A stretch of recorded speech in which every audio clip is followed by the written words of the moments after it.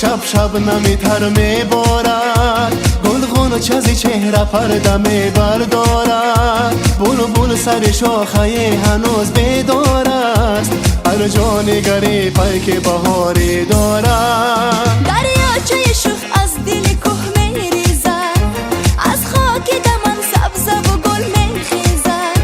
عاشق به امید یک سلامی لب یار، گردی ره یار به گرد گل میبیزد. نوروز رسیده تو بیا شاد برقصه، با ساخت و نوا پیام خوش باد برقصه. دوری سمنک چرخ زنیم دف بزنیم باز، با شکر در و خانه آباد رقصه.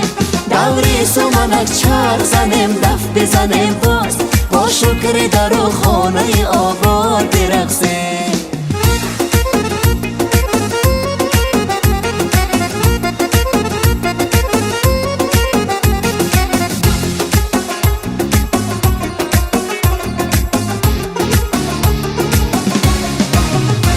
از پیرهی دلبر و یار می آید، در پاگهی دو اسب سوار می آید.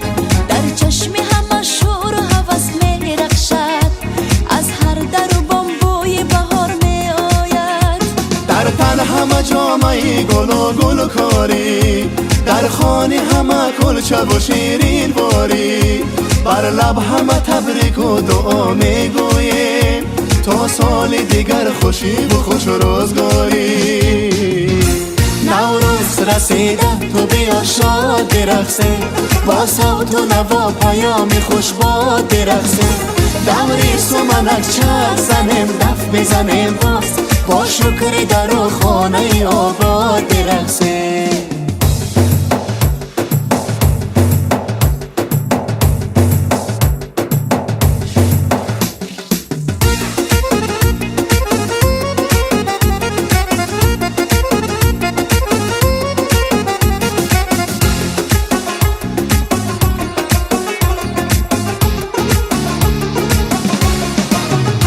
نوروز رسیده تو بیا شاد برقصه، با صوت و نوا پیام خوش باد برقصه.